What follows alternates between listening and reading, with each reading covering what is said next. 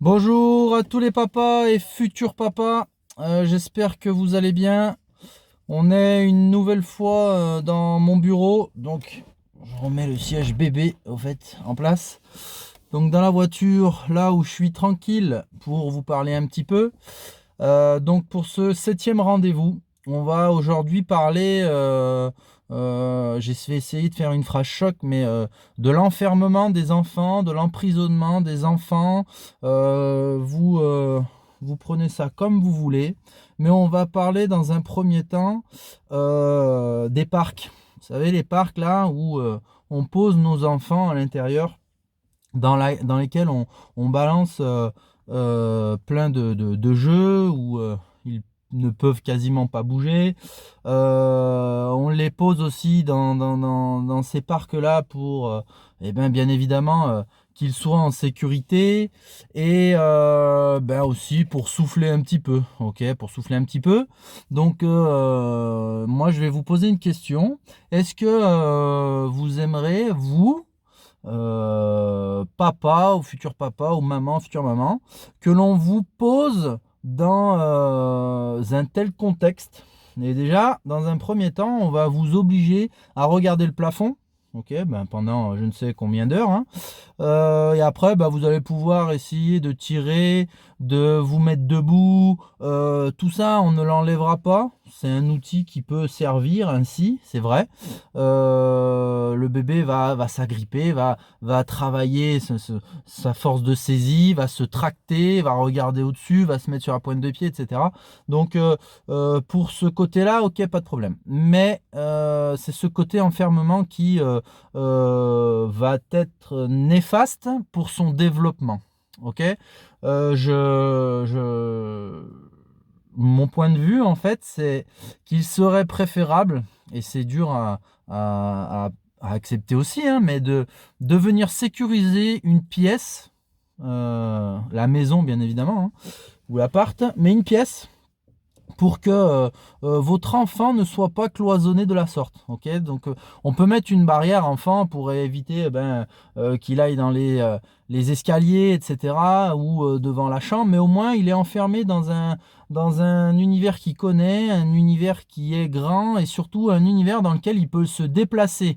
Donc peut-être sur le dos par le biais de ses pieds, ou à quatre pattes, où il peut s'agripper à sa commode, etc., etc. Donc, mon point de vue, c'est que il serait préférable d'éviter un maximum d'enfermer nos enfants dans ces parcs-là. Dans ces parcs, voilà, d'éviter de parquer nos enfants. On a besoin de souffler, c'est vrai. Si ils sont libres comme ça dans la maison, dans une maison qui est sécurisée, ben ça va demander aussi de l'attention. Mais si vous avez fait en sorte que tout soit hors portée des enfants, ça devrait bien se passer. On peut laisser le parc, on peut laisser un parc qui soit ouvert et accessible. Ça peut lui faire une sorte de petite cabane ou un lieu pour se réfugier, pour jouer, pour récupérer aussi, pour faire sa petite sieste. S'il en a envie, vous serez surpris. Mais on lui laisse accès, voilà, et une sortie, une entrée, une sortie à ce parc-là. Donc pour son développement psychomoteur, c'est plus intéressant d'éviter d'enfermer les enfants ainsi. Deuxième petit point, et je sais que on en a déjà beaucoup entendu parler, c'est les Yupala. Encore, on parle encore une nouvelle fois d'enfermement, je pense. Enfin, c'est mon avis. Les Yupala, vous savez, c'est ces espèces de trotteurs dans lesquels on met les enfants avant qu'ils sachent marcher surtout. Et ça, une nouvelle fois, va nuire à un bon développement psychomoteur. Pourquoi? Parce que l'enfant, il ne sait pas se tenir droit. Il ne sait pas se tenir droit. Droit, ça veut dire avoir les bons équilibres, maintenir sa tête correctement, rester assis. Ok, donc l'enfant, il ne sait pas faire ça encore et on le met dans ce trotteur-là. Donc, c'est pas top. Ok, c'est pas top. Deuxièmement, il va se déplacer la plupart du temps sur la pointe des pieds. Donc d'un point de vue développement, encore une fois, on parle de pieds, hein, c'est fou, hein, mais c'est comme ça. Encore une fois, sur le développement de sa locomotion, on va une nouvelle fois l'enduire en erreur.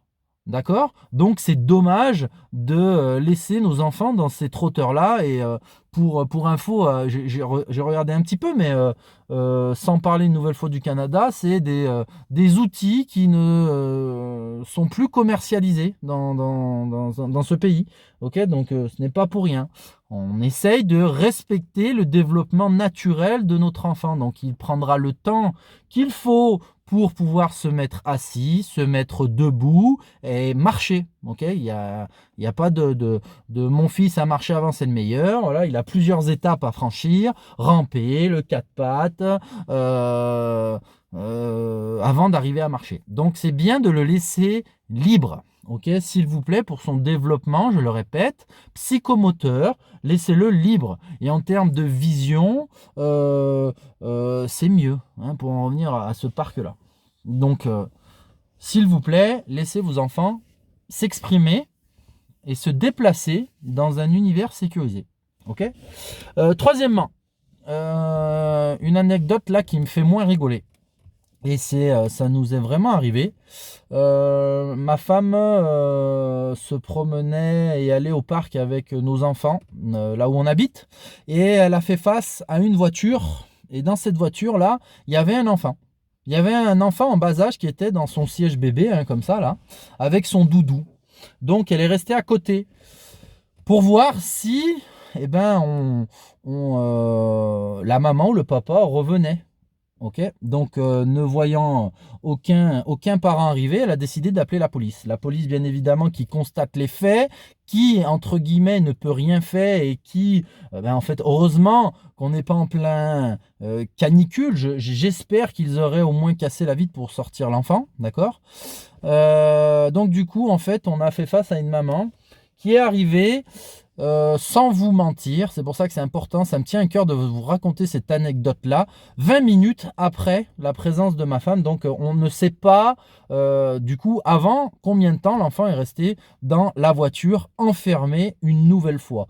Donc je veux bien comprendre qu'on ait des vies mouvementées, qu'elles sont difficiles à organiser, mais laisser son gamin dans la voiture parce que je dois faire mes courses. Donc attention, hein, je pense qu'on a tous été laissés dans la voiture le temps d'aller chercher le pain et voilà, garé avec les yeux sur la voiture, etc. Ok, là je parle de longue distance. Donc si vous êtes amené à faire ça, j'espère que vous allez voir cette vidéo et réfléchir à cet acte de merde. Voilà, ne pas laisser son enfant dans la voiture seul pendant que vous allez faire vos courses. Ok, donc j'en ai profité de parler de cette anecdote là parce que je parlais du cloisonnement des enfants pour leur développement psychomoteur. Là en plus on vient rajouter et créer, pourquoi pas, une peur inconsciente chez l'enfant. Donc l'enfant il va rester avec peut-être ce traumatisme là d'être resté seul. Ok, c'est pas son lit, ce n'est pas son lit où il doit dormir, donc c'est un peu dommage. Donc voilà, on revient au sujet principal, le développement psychomoteur de votre enfant. Laissez-les libres, laissez leur liberté, laissez-les se développer à leur rythme et ne vous comparez pas aux enfants des copains, etc. D'accord, voilà, et essayez d'éviter ces parcages dans les parcs. Et bien évidemment, si vous pouvez bannir le Youpala, ça serait un grand remerciement que vous pouvez faire à votre enfant. Voilà, ses hanches, ses pieds, son dos, etc. Ça sera que mieux. Donc, je vous remercie. Je sais pas si vous avez vu, j'ai changé d'angle. Hein, c'est mon studio, je fais ce que je veux de toute façon. Donc, je vous remercie à tous les nouveaux abonnés là qui se sont abonnés à la page. Je remercie toutes les personnes à qui j'ai commencé à parler. Donc comme je vous l'ai dit, c'est un vrai kiff pour moi de faire ces vidéos et de vous parler de mon vécu et de mon œil externe. Et rappeler aussi qu'il y aura toujours une dominante qui sera faite sur le sport ou l'état d'esprit ou le bien-être. Ok, c'est les piliers qui me correspondent dans mon développement et le développement des miens, de mes enfants. Donc je vous dis merci et je vous dis à la semaine prochaine. Force au papa!